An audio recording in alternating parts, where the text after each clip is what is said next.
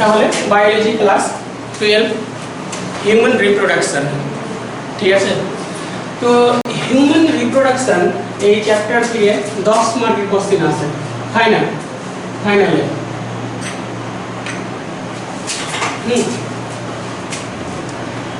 আচ্ছা, রিপ্রোডাকশন মানে কি হচ্ছে যে উৎপাদন বা প্রোডাকশন, ঠিক আছে।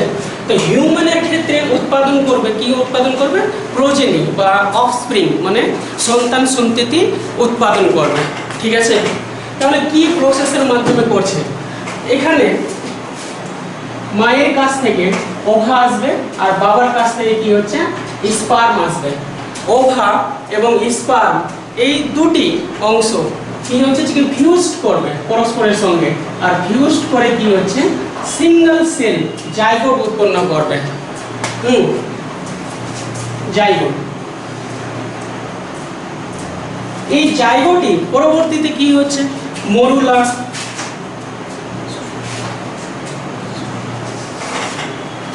ব্লাস্টুলা,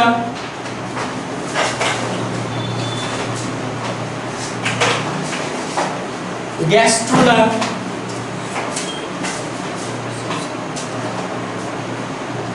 এইসব ধাপগুলো পার করবে একে একে করে, ঠিক আছে। পরে কি হচ্ছে লাস্টে এমব্রায়ো তৈরি হবে। এমব্রায়ো থেকে এবার সম্পূর্ণ বেবি বা এটা কি হচ্ছে যে পূর্ণাঙ্গ শিশু উৎপাদন করবে, পরে ওটা মায়ের ইউটেরাস থেকে বাইরের দিকে চলে আসবে। তো হিউম্যান রিপ্রোডাকশনের মধ্যে সম্পূর্ণ এই জিনিসটা কি হচ্ছে যে আমরা আলোচনা করব, ডিটেইলসে পড়ব এই চ্যাপ্টারের মধ্যে। এটা হচ্ছে ইন্ট্রোডাকশন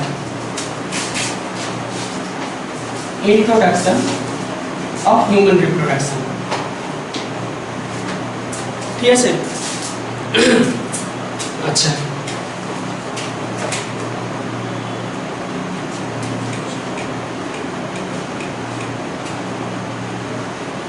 এবার আমরা জানবো রিপ্রোডাক্টিভ সিস্টেম।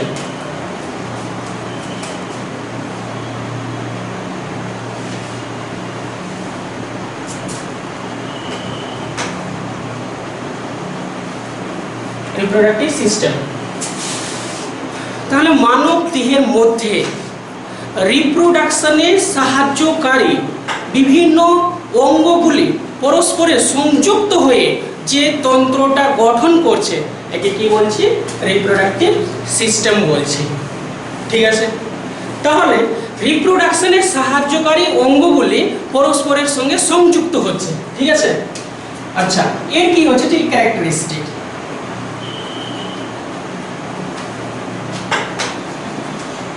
এই রিপ্রোডাক্টিভ সিস্টেমের ক্যারেক্টারিস্টিক কি হবে? যদি মেল রিপ্রোডাক্টিভ অর্গান হয়, প্রিন্সিপাল মেল রিপ্রোডাক্টিভ অর্গান হয়, তাহলে কি উৎপন্ন করবে? স্পার্ম উৎপন্ন করবে। আর ফিমেল রিপ্রোডাক্টিভ অর্গান যদি হয়, প্রিন্সিপাল ফিমেল রিপ্রোডাক্টিভ অর্গান হয়, তাহলে কি হচ্ছে ওভা উৎপন্ন করবে, ঠিক আছে। মেল রিপ্রোডাক্টিভ অর্গানের মধ্যে কি হচ্ছে যে হরমোনটা আমরা দেখব সেটা হচ্ছে টেস্টোস্টেরন। ফিমেল রিপ্রোডাক্টিভ অর্গানের মধ্যে যে হরমোনটা আমরা দেখব সেটা প্রোজেস্টেরন এবং ইস্ট্রোজেন, ঠিক আছে। আচ্ছা, তারপরে কি হচ্ছে যে মেল এবং ফিমেল যদি হয় এদের ক্ষেত্রে ফার্টিলাইজেশন যে প্রসেসটা আছে সেটা কি হচ্ছে যে দেহের মধ্যে সম্পন্ন হচ্ছে, ইউটেরাসের মধ্যে সম্পন্ন হবে, ঠিক আছে। ফার্টিলাইজেশন প্রক্রিয়াটা ফ্যালোপিয়ান টিউবের মধ্যে সম্পন্ন হবে, ঠিক আছে। আচ্ছা, তারপরে কি হচ্ছে যে মেয়েদের ক্ষেত্রে যদি দেখি তাহলে মেনস্ট্রুয়াল সাইকেল দেখতে পাবো। তারপরে এমব্রায়ো যখন বের হয়ে চলে আসবে ওকে পালন করার জন্য মায়ের দেহের মধ্যে আমরা ল্যাকটেশন জিনিসটা দেখতে পাবো, ঠিক আছে। তারপরে কি হচ্ছে ছেলেদের ক্ষেত্রে এই যে স্পার্ম যে অংশের দ্বারা বের হচ্ছে মানে যার সঙ্গে সংযুক্ত হয়ে বের হবে সেটা কি হচ্ছে সিমেন থাকবে, ঠিক আছে। এই সিমেনের সঙ্গে স্পার্ম সংযুক্ত হয়ে বাইরের দিকে বের হবে, অর্থাৎ স্ত্রীর দেহের মধ্যে প্রবেশ করবে। এরকম করে তুমি যতটি এর ক্যারেক্টারিস্টিক বলতে পারো, ঠিক আছে, রিপ্রোডাক্টিভ সিস্টেমের ক্যারেক্টারিস্টিক। আচ্ছা, এবার male and female sex organ, principal reproductive organ.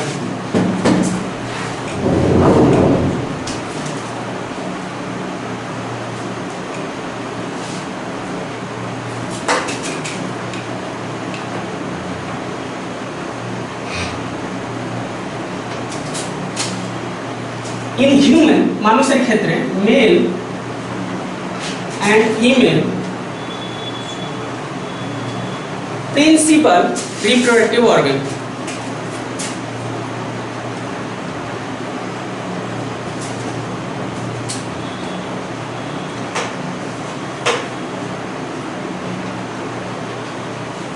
আচ্ছা, যদি মেলের ক্ষেত্রে দেখি তাহলে প্রিন্সিপাল রিপ্রোডাক্টিভ অর্গান কি হবে? টেস্টিস। আর যদি ফিমেলের ক্ষেত্রে দেখি তাহলে প্রিন্সিপাল রিপ্রোডাক্টিভ অর্গান হচ্ছে ওভারি। আচ্ছা, এবার সেকেন্ডারি সেক্স ক্যারেক্টার।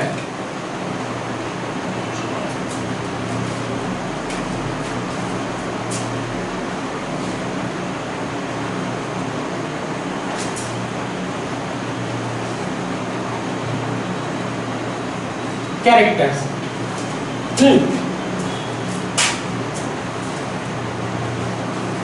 যদি মেলের ক্ষেত্রে দেখি আমরা, মেলের ক্ষেত্রে কোন কোন ধরনের ক্যারেক্টার দেখতে পাবো আর ফিমেলের ক্ষেত্রে কোন কোন ধরনের ক্যারেক্টার দেখতে পাবো। মেলের ক্ষেত্রে দেহ যেটা আছে, ঠিক আছে, এখানে চার ধরনের জায়গায়, মানে চার জায়গায় কি হচ্ছে যে আমরা রং দেখতে পাবো। একটা কি হচ্ছে যে কি দাড়ি, গোঁফ, ঠিক আছে, বুকে দেখতে পাবো, পিউবিক রিজিয়নে মানে নাভির নিচে দেখতে পাবো, আর একটা হচ্ছে বগলে দেখতে পাবো। আর যদি ফিমেল থাকে তাহলে এদের ক্ষেত্রে আমরা দুটি রিজিয়নে দেখতে পাবো, মানে দুটি অংশ, পিউবিক রিজিয়নে দেখতে পাবো আর একটা কি হচ্ছে বগলে দেখতে পাবো, ঠিক আছে। 2 নম্বর ক্যারেক্টার। যদি মেল হয় তাহলে এদের গলার স্বর যেটা আছে সেটা কি হচ্ছে কর্কশ প্রকৃতির হবে। আর যদি ফিমেল হয় তাহলে এদের গলার স্বরটা মসৃণ প্রকৃতির হবে। মসৃণ মানে কি হচ্ছে যে কি মানে সুচা মানে কি হচ্ছে তীক্ষ্ণ প্রকৃতির হবে, ঠিক আছে, স্মুথ, হ্যাঁ যেটা। আচ্ছা, যদি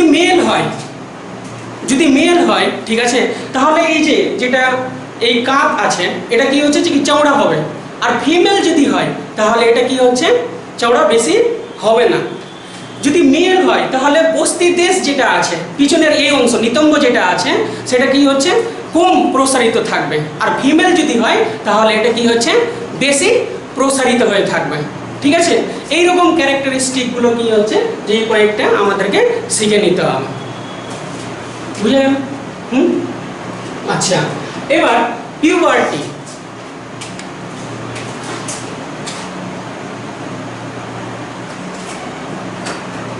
পিউবার্টি কাকে বলবো? পিউবার্টি কাকে বলবো? যে বয়সে, ঠিক আছে, মানে মেল এবং ফিমেলের দেহের মধ্যে রিপ্রোডাক্টিভ অর্গান যেটা আছে সেটা ডেভেলপ হতে শুরু করে। হ্যাঁ, মেল এবং ফিমেল বডিতে রিপ্রোডাক্টিভ অর্গান সেটা কি হচ্ছে যে ডেভেলপ হতে শুরু করে, অর্থাৎ কিশোর অবস্থা থেকে যৌবন অবস্থায় যাওয়ার মাঝখানে যেটা সময়টা থাকবে সেটাকে কি বলবো? পিউবার্টি বলবো। যদি মেয়েদের ক্ষেত্রে হয়, ইন ফিমেল যদি হয় তাহলে কি হচ্ছে 9 বছর থেকে 12 বছর পিউবার্টির এজ থাকবে। আর যদি মেল হয় তাহলে এদের ক্ষেত্রে কি হচ্ছে যে 12 থেকে 15 বছর কিংবা 16 বছর এর মধ্যে কি হচ্ছে যে এজ থাকবে, এটা পিউবার্টি হবে, ঠিক আছে। তো এজ অফ পিউবার্টি হয়ে গেল।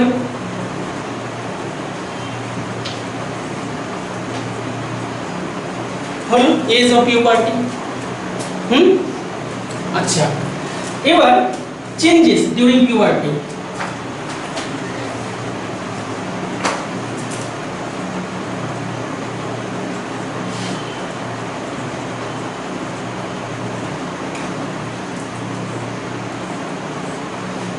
এক নম্বর ফিজিওলজিক্যাল চেঞ্জেস।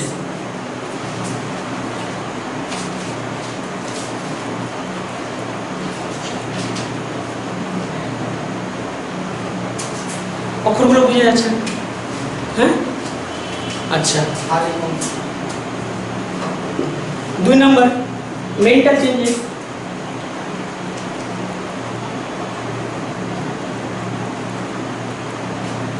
আচ্ছা 3 number sexual changes. Physiological changes, অর্থাৎ ওর ফিজিক্যাল বডির মধ্যে পরিবর্তন দেখা দিবে।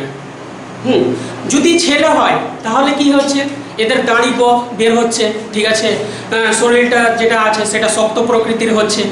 আর মেয়ে যদি হয় তাহলে কি হচ্ছে যে এদের যেটা চুল আছে সেটা কি হচ্ছে যে অনেক বড় হচ্ছে, ঠিক আছে, দেহ যেটা আছে সেটা মসৃণ হচ্ছে, নরম প্রকৃতির হচ্ছে।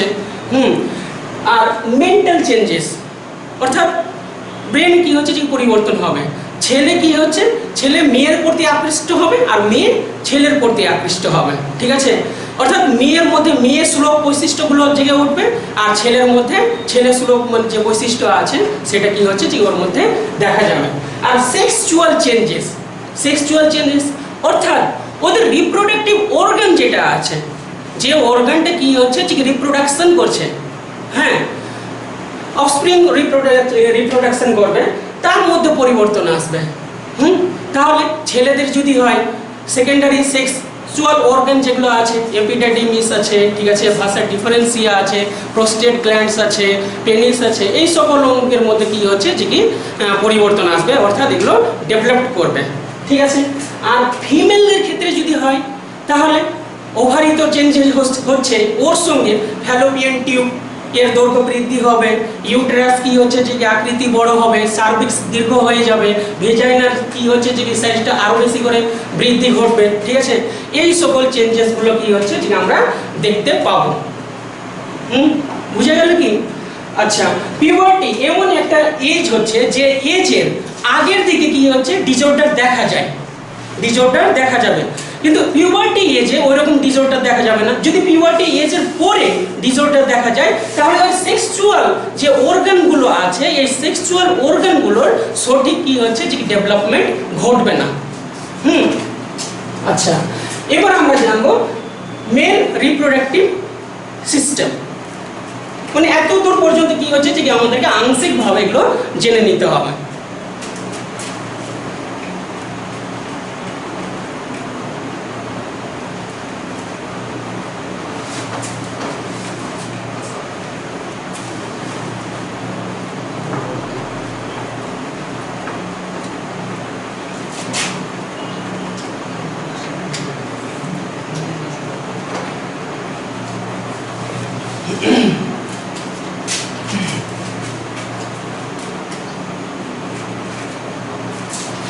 Male reproductive system,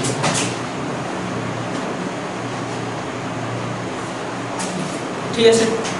তো মেল রিপ্রোডাক্টিভ সিস্টেম কাকে বলবো? যে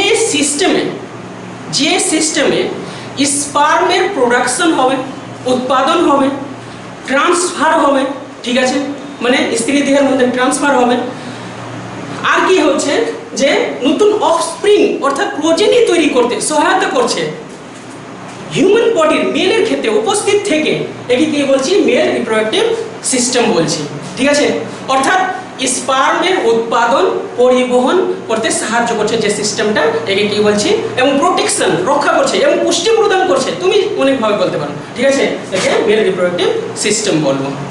তো মেল রিপ্রোডাক্টিভ সিস্টেমকে তিনটি ভাগে ভাগ করা হবে।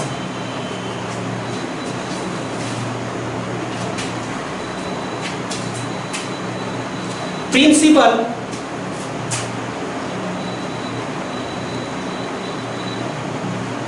মেল রিপ্রোডাক্টিভ সিস্টেম, ঠিক আছে। সেকেন্ডারি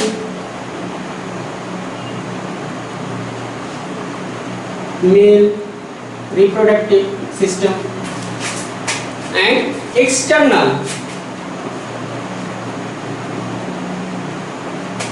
মেল রিপ্রোডাক্টিভ সিস্টেম, ঠিক আছে। এবার এই সম্পূর্ণ জিনিসটাকে আমাদের শেখার জন্য একটা ছবি দরকার পড়বে, তাহলে সেই ছবিটা আঁকি।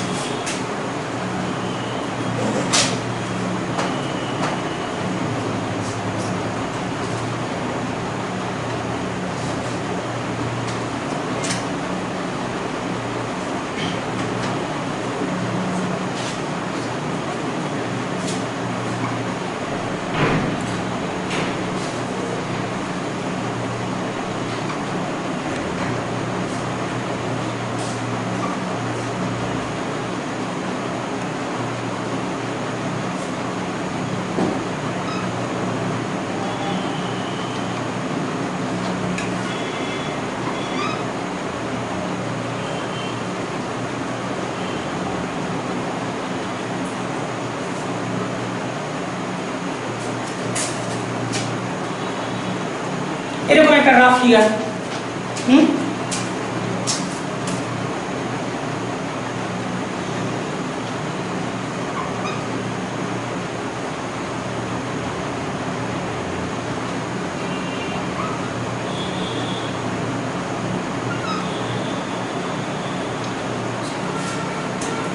আচ্ছা, এবার কিন্তু মেল রিপ্রোডাক্টিভ সিস্টেমের প্রত্যেকটা অংশ কি হচ্ছে ঠিক আমরা বুঝতে পারবো ফিগারের মাধ্যমে, ঠিক আছে? তো আমি প্রিন্সিপাল রিপ্রোডাক্টিভ সিস্টেম বলেছিলাম, ঠিক আছে, মানে প্রিন্সিপাল রিপ্রোডাক্টিভ অর্গান বলেছিলাম, সেটা হচ্ছে এটা টেস্টিস।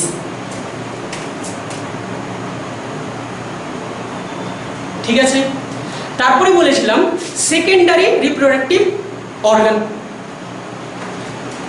শুধু এদিকে দেখো, সব কিছু বইয়ে আছে। সেকেন্ডারি রিপ্রোডাক্টিভ অর্গান, তো এটা এপিডিডাইমিস,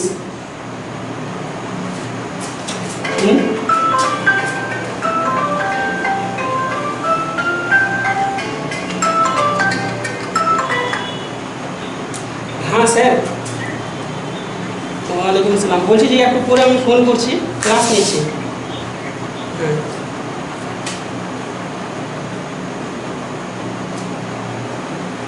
তাহলে এপিডিডাইমিস। দ্বিতীয় নম্বর হচ্ছে ভাষা ডিফারেন্সিয়া,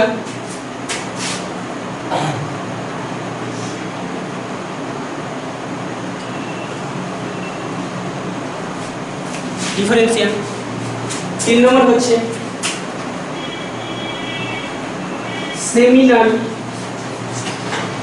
ভেসিকল। 4 নম্বর হচ্ছে প্রোস্টেট গ্ল্যান্ড।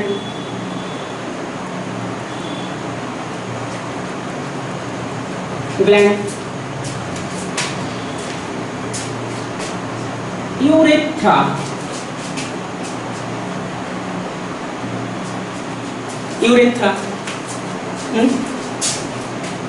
আচ্ছা, এগুলো হচ্ছে কি হচ্ছে ঠিক প্রধান প্রধান অংশ আছে। তো এর মধ্যে প্রিন্সিপাল রিপ্রোডাক্টিভ অর্গান হচ্ছে টেস্টিস, সেকেন্ডারি হচ্ছে epididymis, vasa differentia, prostate gland, seminal vesicle, urethra. হ্যাঁ, আর এক্সটার্নাল রিপ্রোডাক্টিভ অর্গান পেনিস, এবং ইউরেথ্রা এর মধ্যে পড়বে। ঠিক আছে, এই যে বাইরের দিকে আছে, ওপেন হয়ে আছে, পেনিসটা পড়বে। তাহলে কিছু কিছু অংশের নাম আমি লিখিনি, বোঝানোর সময় ঠিক ওগুলো ব্যাখ্যা করবো। তো টেস্টিস কাকে বলছি? টেস্টিস মানব দেহে উদর গহ্বরের নিচের দিকে স্ক্রোটাম নামক থলির মধ্যে যে একজোড়া অংশটি আছে, যেটি স্পার্ম বা শুক্রাণু উৎপাদনে মুখ্য ভূমিকা নিচ্ছে, একে আমরা কি বলছি? টেস্টিস বলছি। তাহলে এই টেস্টিসটা কোথায় থাকছে? যদি মানব দেহের ক্ষেত্রে এটা হচ্ছে পেনিস, এবং পেনিসের নিচে যে গোলাকার অন্ডকোষ থাকে, ঠিক আছে, এই অন্ডকোষের মধ্যে এক জোড়া, মানে এটা সামনের দিক থেকে আছে, পিছনের দিক থেকে আরেকটা আছে, তাহলে এটা হচ্ছে টেস্টিস। হিউম্যান রিপ্রোডাকশন মানে এগুলোই আমাদেরকে জানতে হবে। এটা হচ্ছে টেস্টিস। আচ্ছা, টেস্টিসের গঠন যদি আমরা যদি গঠন দেখি, তাহলে বাইরের দিক থেকে ভিতরের দিকে কয়েকটা লেয়ার দেখতে পাবো।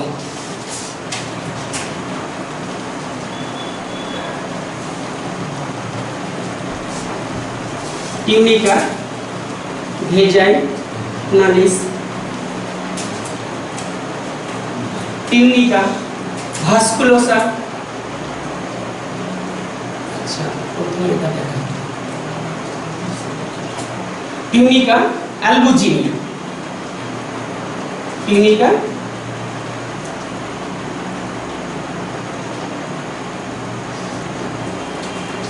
অ্যালবুজিনিয়া। ঠিক আছে, এবার টিউনিকা অ্যালবুজিনিয়ার ভিতরের দিকে যখন আমরা দেখব, তখন অনেকগুলো এইরকম প্রায় 100টার মতো প্রকোষ্ঠ দেখতে পাবো।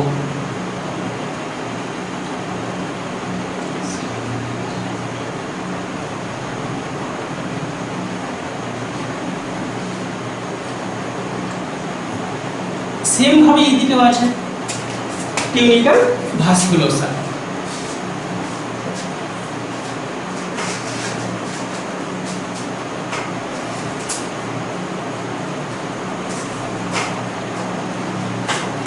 বুঝে যাচ্ছে? আচ্ছা, আর এটা যেটা আছে এটা তো স্ক্রোটাম থলি আছে, এরপরে ডিসকাস করব। এবার টিউনিকা ভাস্কুলোসা একে যদি আমরা আরো সূক্ষ্মভাবে দেখি, আরো সূক্ষ্মভাবে যদি দেখি, তাহলে এর ভেতরের দিকে দড়ির মতো পেঁচানো পেঁচানো এইরকম অংশগুলো দেখতে পাবো। হ্যাঁ, এইরকম কি হচ্ছে যে পেঁচানো পেঁচানো অংশগুলো আছে, এরকম করে চলে গেছে, প্রচুর পরিমাণে চলে গেছে, এইদিকে চলে গেছে। এগুলোর নাম হয়ে যাচ্ছে সেমিনিফেরাস টিউবুলস।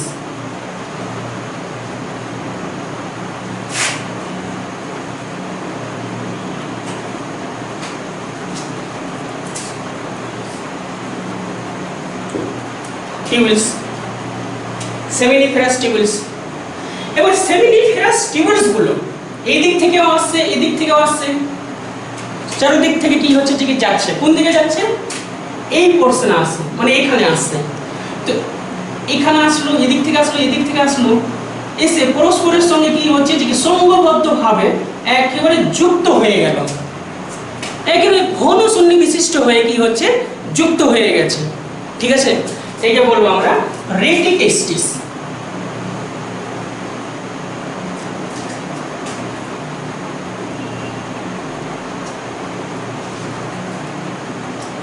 রেটিটেস্টিস।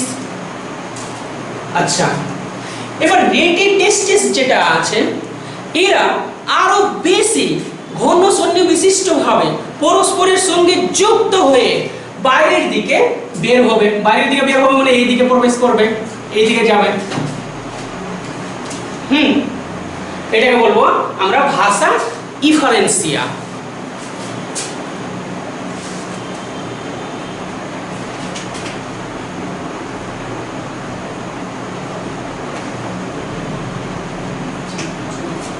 ভাষা ইফারেন্সিয়া। আচ্ছা, এবার ফাংশন অফ টেস্টিস, এটা ফাংশন। তাহলে স্ট্রাকচার আমরা কি হচ্ছে যে মোটামুটি জেনে গেলাম, স্ট্রাকচারটা জানলাম। ফাংশন এবার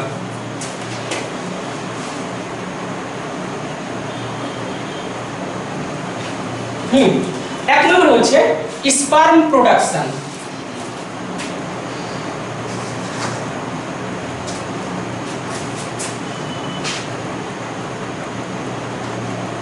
প্রোডাকশন কিরকম করে স্পার্ম প্রোডাকশন করে? সেমিনিফেরাস টিউবুলস যেটা আছে, ওই সেমিনিফেরাস টিউবুলস অর্থাৎ এটা, ঠিক আছে, এর মধ্যে থেকে কি হচ্ছে যে শুক্রাণু বা স্পার্ম গুলো উৎপন্ন হবে। উৎপন্ন হয়ে এরা রেটিটেস্টিস, ভাষা ইফারেন্সিয়া, তারপরে এপিডাইডিমিস, ভাষা ডিফারেন্সিয়া, এগুলোর মাধ্যমে কি হচ্ছে যে ট্রান্সফার হবে, আস্তে আস্তে ওটা দিয়ে পরিবাহিত হবে। ঠিক আছে, কিভাবে উৎপন্ন হচ্ছে এখানে মানে যদি এটাকে ধরে নিই, এটা তো পরে পরে ডিসকাস করব। ঠিক আছে, মানে 2n3 কি হচ্ছে যে n এ রূপান্তরিত হচ্ছে primary spermatocyte, secondary spermatocyte, spermatid, দেন স্পার্ম। ঠিক আছে, মানে এই প্রসেসের মাধ্যমে কি হচ্ছে যে উৎপন্ন হবে। তো এটা পরে ডিসকাস করব। জাস্ট এক নাম্বার হচ্ছে স্পার্ম প্রোডাকশন। দুই নাম্বার কি হচ্ছে হরমোন প্রোডাকশন।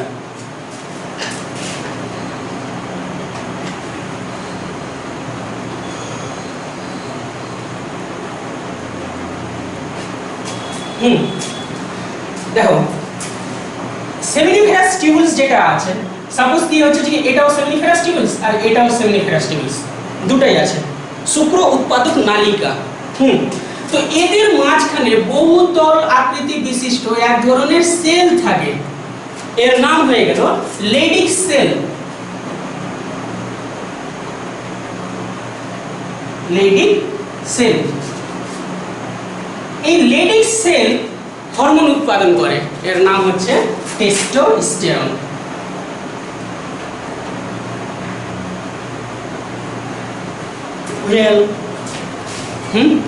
এই টেস্টোস্টেরন কি করছে, ইন হিউম্যান মেলের ক্ষেত্রে সমস্ত রকমের সেকেন্ডারি ক্যারেক্টারিস্টিক গুলোকে দেখাবে। আচ্ছা, এরপরে আমরা শিখব সেকেন্ডারি সেক্সুয়াল অর্গান। এটা তো হচ্ছে প্রাইমারি সেক্সুয়াল অর্গান টেস্টিস, এবার আমরা শিখব সেকেন্ডারি সেক্সুয়াল অর্গান।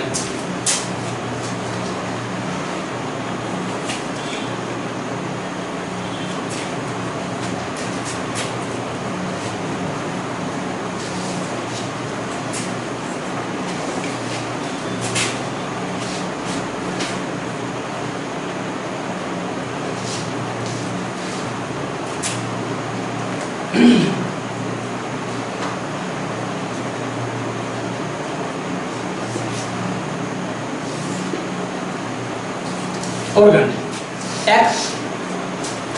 এক নম্বর হচ্ছে স্ক্রোটাম। আচ্ছা, স্ক্রোটাম কোনটা হচ্ছে, যে থলির মধ্যে, যে থলি বা স্যাক বা ব্যাগের মধ্যে এই টেস্টিসটা অবস্থান করছে, টেস্টিসটা অবস্থান করবে, একে আমরা কি বলবো, স্ক্রোটাম বলবো। তাহলে স্ক্রোটাম হচ্ছে এটা। স্ক্রোটামের বাইরের দিক থেকে ভিতরের দিকে যদি আমরা প্রবেশ করি, এই বাইরের দিক থেকে ভিতরের দিকে যদি প্রবেশ করি, তাহলে বেশ কয়েকটি লেয়ার দেখতে পাবো। এক নম্বর হচ্ছে বাইরের স্কিন, স্কিন। দুই নম্বর হচ্ছে এক্সটার্নাল স্পারমাটিক ফাসিয়া,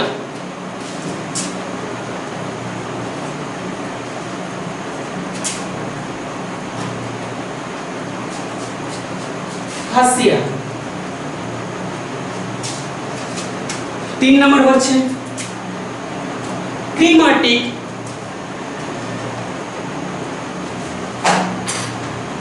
পেরিফাসিয়া, FASCIA ফাসিয়া, ঠিক আছে। চার নম্বর হচ্ছে ইন্টারনাল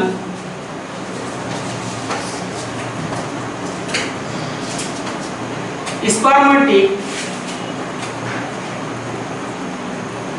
ফাসিয়া।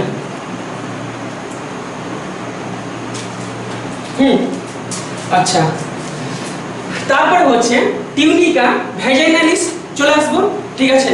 টিউনিকা ভ্যাজাইনালিস এটাতে চলে আসলাম, মানে এইখান থেকে যদি আমরা যাই তাহলে এই একটা স্কিন, এক্সটার্নাল স্পারমাটিক ফাসিয়া, তারপরে কি হচ্ছে যে ক্রিমাস্টিক ফাসিয়া, তারপরে ইন্টারনাল ক্রিমাস্টিক ফাসিয়া, স্পারমাটিক ফাসিয়া, তারপর হচ্ছে টিউনিকা ভ্যাজাইনালিস, মানে এই অংশে চলে এসেছি, ঠিক আছে। এই অংশে যখনই এই অংশে চলে আসলাম, তখন এই কি হচ্ছে যে কি দুইটি লেয়ারে ভাগ করে দিয়েছে। একটা হচ্ছে ভিসেরাল লেয়ার, এটা লেয়ার, আর একটা হচ্ছে প্যারাইটাল লেয়ার।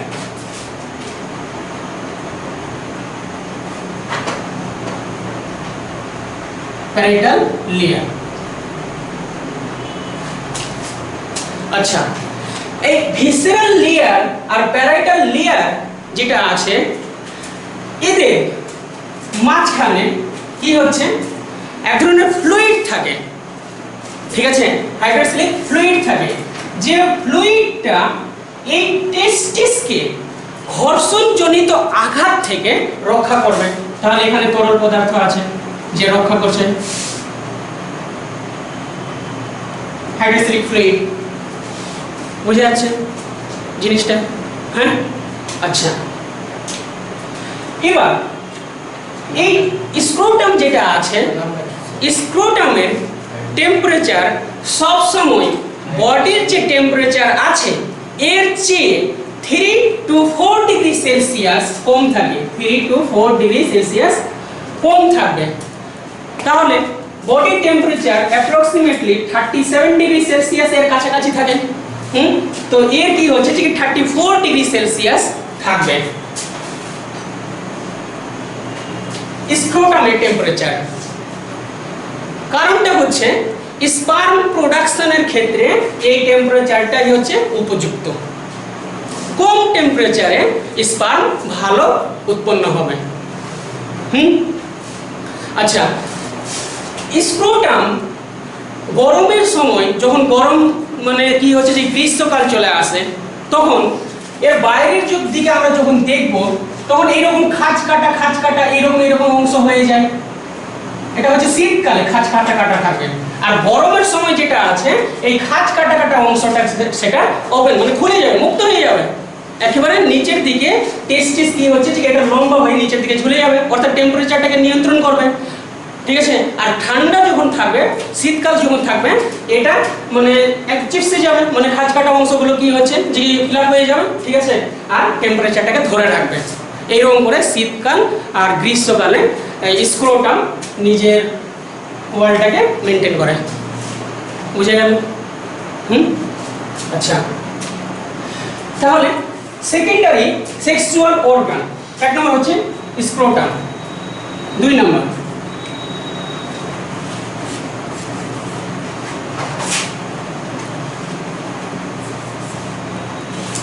এপিডিডাইমিস।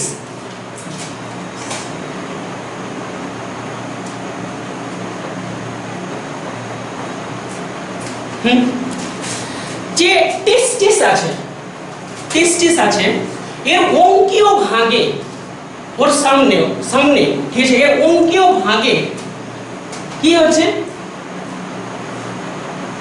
সম্মুখভাগে মানে প্রসারিত অবস্থায় সেমিনাল টিউবুলস গুলো পরস্পরের সঙ্গে সংযুক্ত হয়ে যে অংশটা তৈরি করেছে এটা হচ্ছে এপিডাইডিমিস।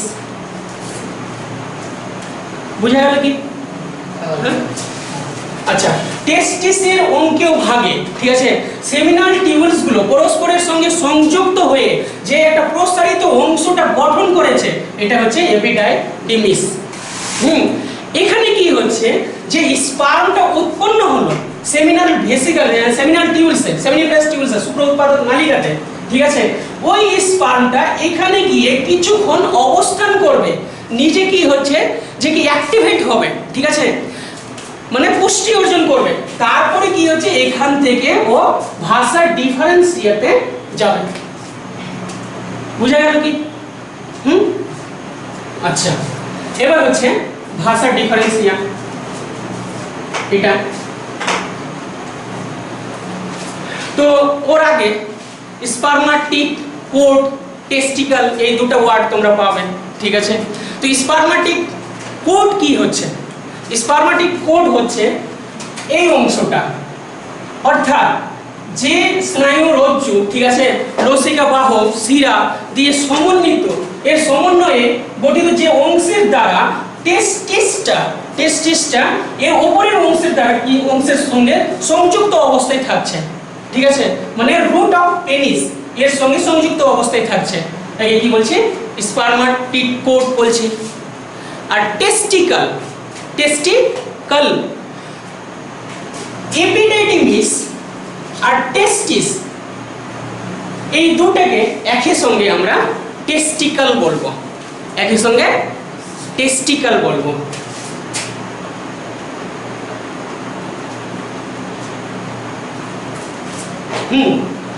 আচ্ছা, ভাষা ডিফারেন্সিয়া এবার শিখবো আমরা।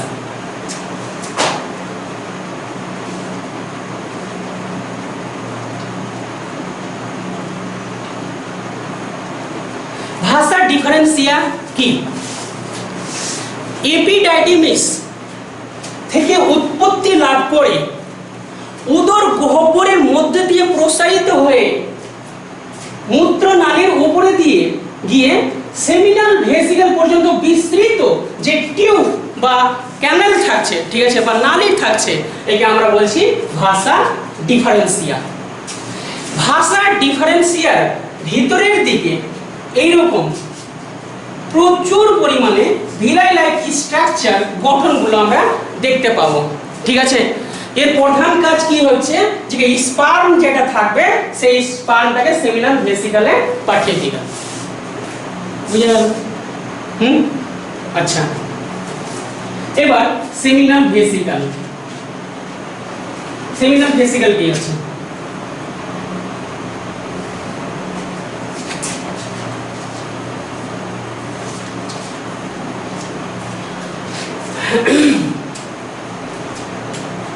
ভাষা ডিফারেন্সিয়া যে জায়গায় এসে কি হচ্ছে যে শেষ হচ্ছে এবং ইজাকুলেটরি ডাক্ট যে জায়গায় শুরু হবে সেখানে একটা পাউচের মতো গঠন বিশিষ্ট যে অংশটা আমরা দেখতে পাবো একে কি বলছি?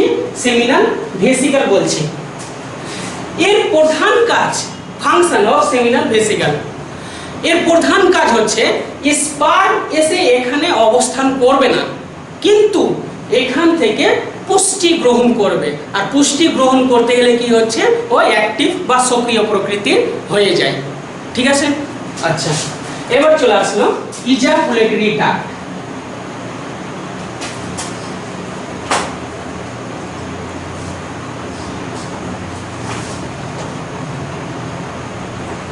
আচ্ছা, ইজাকুলেটরি ডাক্ট সেমিনাল ভেসিকল থেকে যে নালীটি বের হয়ে মূত্রনালীর সঙ্গে যুক্ত হয়েছে এই নালীটিকে কি বলবো আমরা? ইজাকুলেটরি ডাক্ট বলবো। ঠিক আছে? এর দ্বারা স্পার্মটি মূত্রনালীর সঙ্গে এসে যুক্ত হবে। বুঝে গেল? আচ্ছা, এবার আমরা শিখব প্রোস্টেট গ্ল্যান্ড।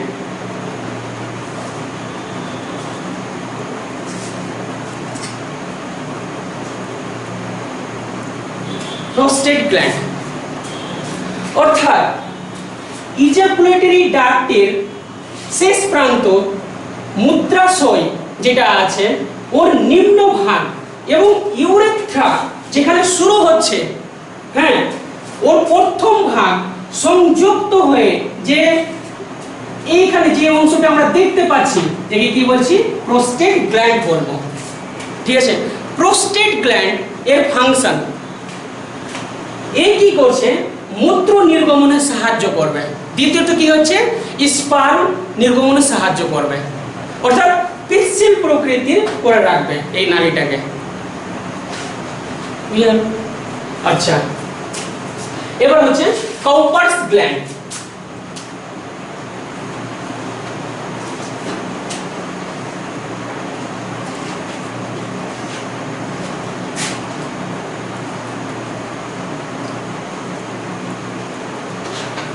কাউপার্স গ্ল্যান্ড শিশ্নর মধ্যে অর্থাৎ পেনিসের মধ্যে যে ইউরেথ্রা আছে, ইউরেথ্রার সঙ্গে একটা ছোট্ট সূক্ষ্ম নলাকৃতির অংশের দ্বারা গ্ল্যান্ডটি যুক্ত থাকবে। মোটর দানার মতো দেখে মনে হবে। এই গ্রন্থিকে কাউপার্স গ্ল্যান্ড বলা হবে। কাউপার্স গ্ল্যান্ড এর প্রধান কাজ যখন সঙ্গম করবে তখন কি হচ্ছে যে এই পেনিস যেটা আছে একে পিচ্ছিল প্রকৃতির করে রাখতে সাহায্য করবে। বুঝে গেল? আচ্ছা, এবার পেনিস।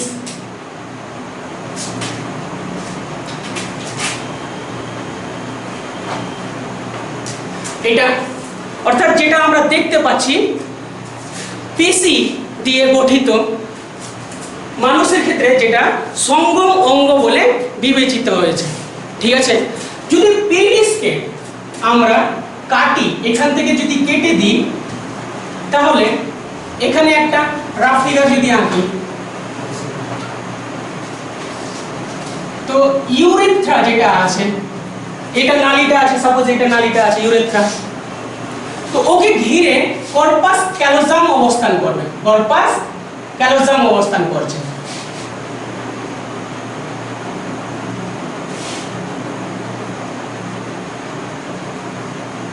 ঠিক আছে? কর্পাস ক্যালোজাম অবস্থান করছে।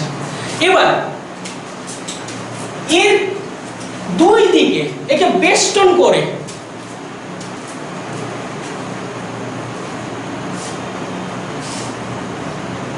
আরো দুটি অংশ দেখতে পারবো, মানে নালী দেখতে পাবো, কর্পোরা ক্যাভার্নোসা।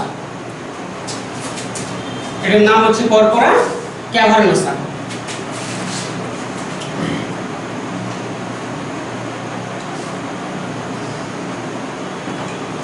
ঠিক আছে, এছাড়া কি হচ্ছে যে কি আর্টারি থাকবে, ভেইন থাকবে, এগুলোর মধ্যে ছড়িয়ে ছিটিয়ে থাকবে। এইরকম পেনিসের কি হচ্ছে যে গঠন হয়। যদি আমরা হিউম্যানের পেনিসকে যদি দেখি তাহলে এর তিনটি অংশ দেখতে পাবো। এক, রুট অফ পেনিস, মানে পেনিসের মূল দেশ। ঠিক আছে, এটা রুট অফ পেনিস।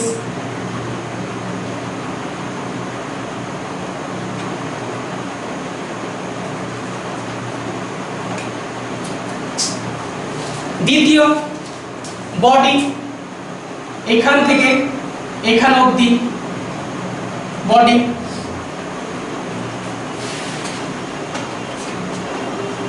আর তৃতীয়ত হচ্ছে গ্ল্যান্স, অর্থাৎ সামনের যে সূচালো অংশটা থাকছে সেটা হচ্ছে গ্ল্যান্স।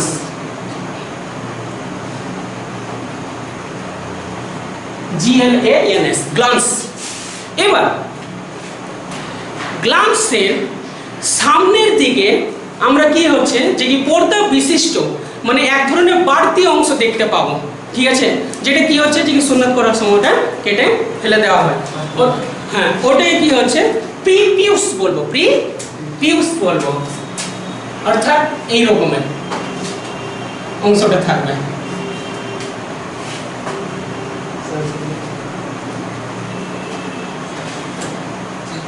প্রিপিউস বলবো। ঠিক আছে, আচ্ছা, এবার আমরা এই পেনিসের গঠনটা আমরা জেনে গেলাম। ঠিক আছে, তো পেনিসের ভিতরের দিকে অবস্থান করছি, ভিতরের দিকে যে একটা টিউব লাইক স্ট্রাকচার দেখতে পাচ্ছি, একে আমরা বলবো ইউরেথ্রা। তাহলে ইউরেথ্রার ব্যাপারে জানবো।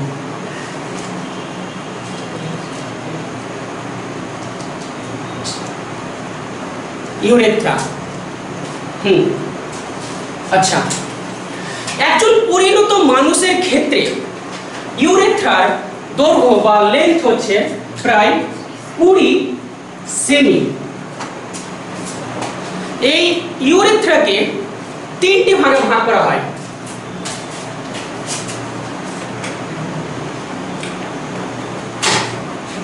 প্রস্থেটিক ইউরেথ্রা,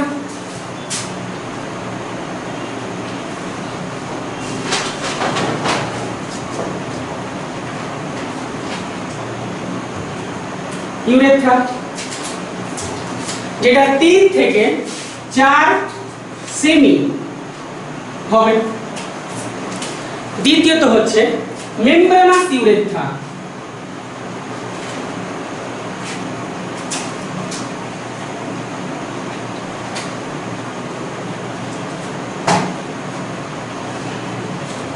ইউরেথ্রা এটা 1 সেমি হবে, 1 সেমি দীর্ঘ হবে। হ্যাঁ, তৃতীয়ত হচ্ছে সবচেয়ে দীর্ঘ প্রসারিত, মানে সবচেয়ে বেশি লম্বা মেমব্রেনাস পিনাইল ইউরেথ্রা। মেমব্রেনাসের পরে হচ্ছে পিনাইল ইউরেথ্রা।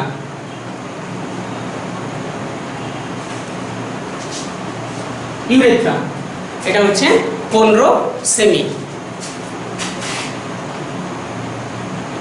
এর কাছাকাছি থাকবে।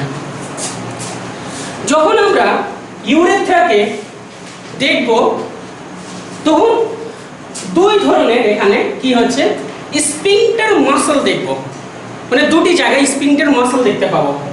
এক, যে জায়গায় মূত্রাশয় আছে অর্থাৎ প্রোস্টেট গ্ল্যান্ড, এখানে পেশি বলয়, যাকে বলা হচ্ছে পেশি বলয়, internal sphincter muscle.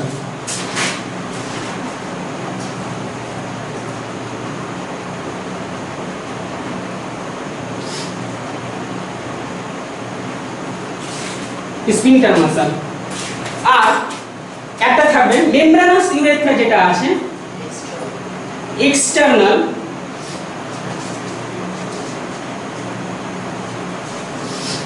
Sphincter muscle.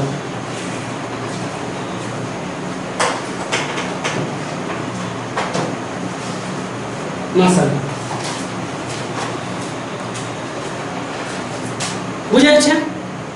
আচ্ছা, মানে মূত্র নির্গমনে আমাদের সাহায্য করছে।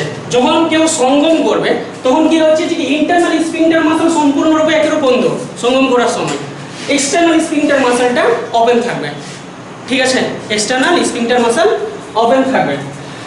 আর যখন ও টয়লেট করবে তখন কি হচ্ছে যে ইন্টারনাল এবং এক্সটার্নাল দুই ধরনের স্ফিংক্টার মাসলটাই ওপেন থাকবে। না হলে কি হচ্ছে যে আর টয়লেট করতে পারবে না। আচ্ছা, যখন সঙ্গম করবে, ঠিক আছে, তখন মেল পেনিস থেকে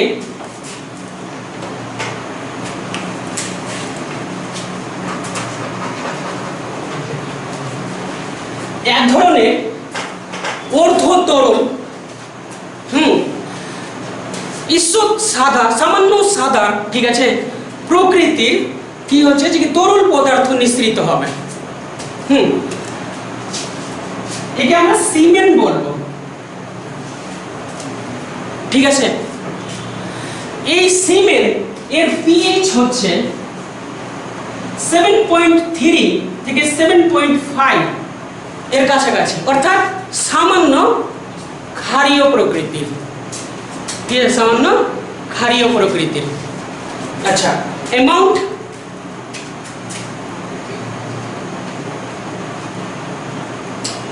একজন পরিণত মানুষ যখন একবার সিমেন্ট ত্যাগ করবে তখন কি হচ্ছে যে 3 to 4 ml সিমেন্ট ত্যাগ করবে।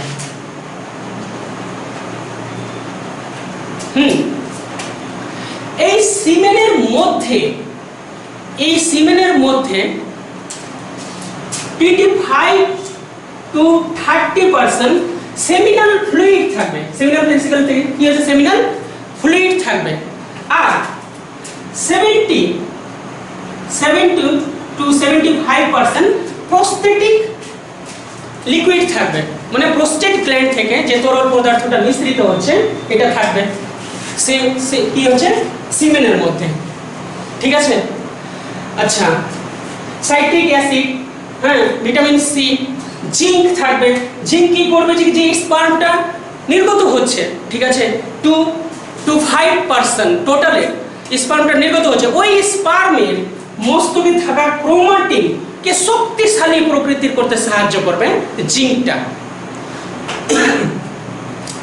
এই সিমেনের মধ্যে সবচেয়ে বেশি পরিমাণে থাকছে গ্ল্যাকটোজ। আর সিমেনে থাকা স্পার্ম কে পুষ্টি প্রদান করতে সাহায্য করছে ফ্রুক্টোজ।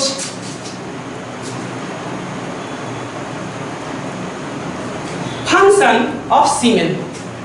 সিমেনের কাজ কি? সিমেনের কাজ কি? এটা যে লিকুইডটা নির্গত হচ্ছে, ঠিক আছে, অর্থাৎ স্পার্মটা নির্গত হচ্ছে, ওর ধাত্র হিসাবে কাজ করছে। ফ্রুক্টোজ যেটা থাকছে ও পুষ্টি প্রদান করছে, পুষ্টি প্রদান করে। ঠিক আছে, আর কি হচ্ছে যে এক কথায় এই সিমেনের সাহায্যে মানে শুক্রাণুটা আসে আর ওর দ্বারাই অফস্প্রিং বা প্রোজেনি সৃষ্টি হবে। ঠিক আছে, বুঝে গেল? এবার major function of mail reproductive system, এটা তো চলছে mail reproductive system. Major function of mail reproductive system.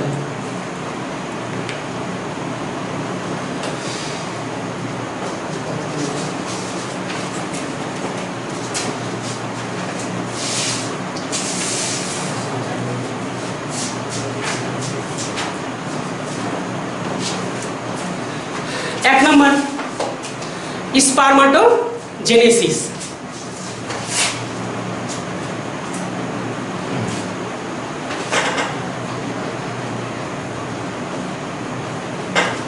Sperm কিছু বলছো? স্পার্ম প্রোডাকশনে কি হচ্ছে যে সাহায্য করবে এই মেল রিপ্রোডাক্টিভ সিস্টেমটি। 2 নম্বর হরমোন প্রোডাকশন।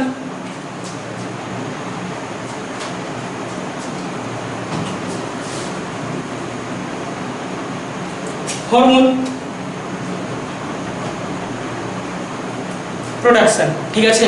টেস্টোস্টেরন যে কোন হরমোন আছে, ঠিক আছে, সেই হরমোন উৎপাদনে কি হচ্ছে যে সাহায্য করবে। আচ্ছা, এগুলো হচ্ছে মেজর ফাংশন। এবার সাপোজ কি হচ্ছে, এটা হচ্ছে এই মেল রিপ্রোডাক্টিভ সিস্টেম হচ্ছে যে মানুষের, ওর নাম হচ্ছে এক্স, সাপোজ এক্স, ঠিক আছে। এবার এর ব্রেন আছে, এটা ব্রেন,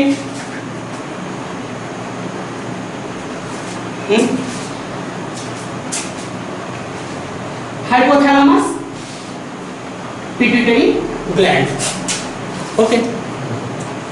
তো হাইপোথ্যালামাস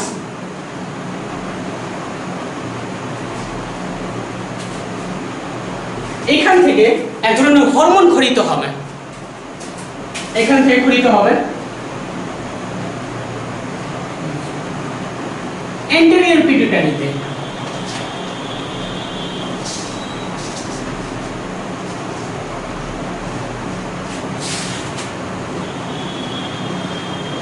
অগ্র পিটুইটারিতে, GnRH। এই এন্টেরিয়র পিটুইটারি থেকে, মানে এইখান থেকে সামনের অংশ থেকে দুই ধরনের হরমোন খরিত হচ্ছে। একটা হচ্ছে LH লিউটেনাইজিং হরমোন, আর একটা খরিত হচ্ছে FSH ফলিকল স্টিমুলেটিং হরমোন, ওকে। এবার ফলিকল স্টিমুলেটিং হরমোন কোথায় গিয়ে কাজ করবে? মেল যদি থাকে, মেল, তাহলে এটা তো মেলের সেমিনিফেরাস টিউবুলসের মধ্যে প্রবেশ করবে। এখানে এই যে সেমিনিফেরাস টিউবুলসকে যদি আমি কেটে দিই, তাহলে এখানে এক ধরনের সেলের গঠন পাবো, এর নাম হচ্ছে সার্টলি সেল। হ্যাঁ, এটা পরে ডিসকাস হবে। তাহলে সার্টলি সেলের উপরে কি হচ্ছে যে কাজ করবে, কাজ করবে। আর লিউটেনাইজিং হরমোন যেটা আছে, সেমিনিফেরাস টিউবুলসের মাঝখানে যে সেলটা আছে, লেডিক সেল, এই সেলের উপরে গিয়ে কাজ করবে।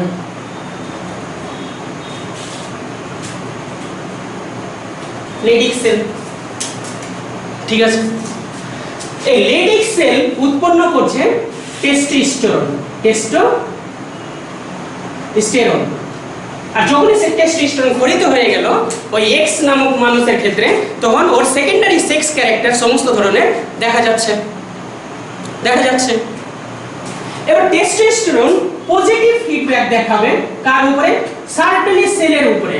মানে টেস্টোস্টেরন এখান থেকে উৎপন্ন হয়ে ও সেমিনিফেরাস টিউবুলসের কাছাকাছি চলে আসলো, একে এসে ধাক্কা দিচ্ছে, লেগে যাচ্ছে, ওর সঙ্গে লাগছে, ঠিক আছে। তো একে সাহায্য করছে স্পার্ম প্রোডাকশনে, ঠিক আছে। তাহলে স্পারমাটোজেনেসিসে সাহায্য করবে।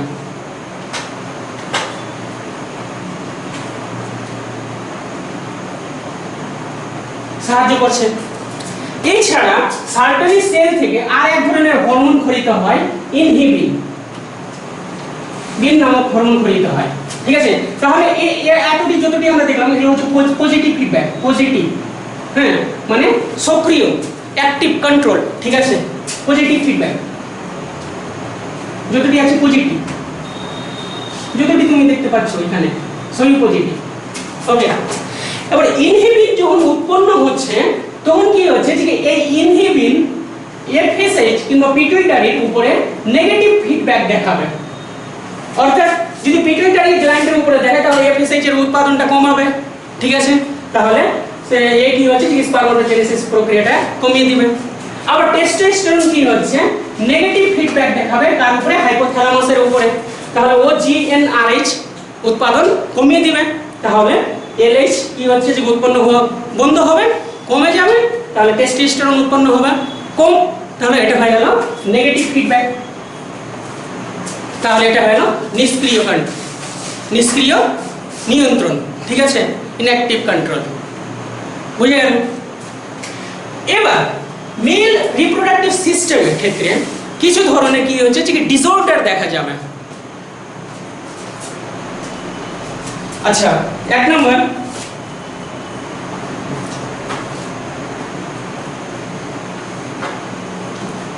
ক্রিপ্টোকাইডিজম।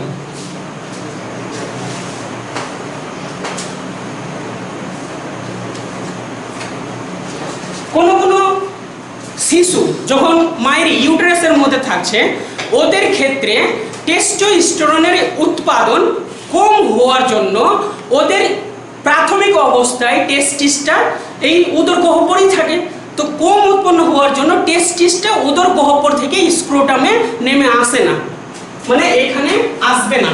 যদি না আসে তাহলে একে বলবো আমরা ক্রিপ্টোকাইটিজম। ঠিক আছে, আচ্ছা 2 নম্বর হচ্ছে হাইড্রোসিল ক্রিপ্টোকাইটিজম। ঠিক আছে, কি হচ্ছে কোনো কোনো শিশু বা ইউটেরাসে, যখন ইউটেরাসে মানে এমব্রায়োটা আছে, ঠিক আছে, ওর টেস্টোস্টেরন উৎপাদনটা যদি কম হয়, হ্যাঁ, তখন কি হবে, ও উদর গহ্বর থেকে টেস্টিসটা স্ক্রোটামে নেমে যাবে না, মানে এখানে আসবে না। যদি না আসে তাহলে তো বন্ধ প্রকৃতির হয়ে যাবে, স্টেরাইল হয়ে যাবে। এই প্রসেস মানে এই ঘটনাটাকে বলবো ক্রিপ্টোকাইটিজম। বুঝে গেছে? আচ্ছা, হাইড্রোসিল কাকে বলবো? যদি 2 নম্বর হচ্ছে হাইড্রোসিল। ঠিক আছে, যদি টিউনিকা ভেজাইনালিস এই পোরশনে যে লিকুইড থাকছে, হাইড্রোসিল ফ্লুইড থাকছে, এই ফ্লুইডের পরিমাণটা বেশি পরিমাণের হয়ে যায়, তখন কি হচ্ছে, ঠিক এটা স্পিত হয়ে যাবে। তাহলে এইরকম হয়ে যেতে গেলে একে হাইড্রোসিল বলবো। ভেরিকোসিল, ঠিক আছে, টেস্টিসের মধ্যে যে শিরাগুলো থাকবে, ঠিক আছে, ওর মধ্যে সঠিকভাবে ব্লাড ট্রান্সফার যদি না হয় তাহলে ওটাও স্ফীত হয়ে কি হচ্ছে যে কি ফুলে যাবে। ঠিক আছে, এটাকে ভেরিকোসিল বলবো। ঠিক আছে, তারপরে কি হচ্ছে যে প্রোস্টেটোমেগালি, অর্থাৎ প্রোস্টেট গ্ল্যান্ড যেটা আছে এই কি হচ্ছে যে যখন বড় বৃহৎ আকৃতির হয়ে যাবে, একে বলবো আমরা প্রোস্টেটোমেগালি। ঠিক আছে, তারপরে হচ্ছে প্রোস্টেট ক্যান্সার। যদি প্রোস্টেট গ্ল্যান্ডের মধ্যে ম্যালিগন্যান্ট সেল চলে আসে, ম্যালিগন্যান্ট সেল যদি চলে আসে তাহলে এখানে ক্যান্সার সৃষ্টি করবে, একে প্রোস্টেট ক্যান্সার বলবো। ঠিক আছে, বুঝে গেল কি? আচ্ছা, তারপরে কি হচ্ছে ইনগুইনাল হার্নিয়া। এই যে ভাষার ডিফারেন্সিয়া যেটা আছে, এই উদর গহ্বরের মধ্য দিয়ে গিয়ে এখানে যুক্ত হয়েছে। যদি কোনো কারণে এই অংশটা পচে গেল কিংবা নষ্ট হয়ে গেল তাহলে পেটের অংশ বা উদরের অংশ, ঠিক আছে, বা বজ্র পদার্থগুলো এই টিউবের মধ্যে ঢুকে যাবে, একে ইনগুইনাল হার্নিয়া বলবো। ইনগুইনাল হার্নিয়া বজ্র পদার্থ যদি এটা দিয়ে হয়ে এপিডাইডিমিস হয়ে টেস্টিসে চলে আসে, ঠিক আছে, তাহলে একে বলবো স্ক্রোটাম হার্নিয়া। বুঝে গেল কি? আচ্ছা, তাহলে এতটুকু পর্যন্তই থাকবে আজকে। এটা বন্ধ করে দাও।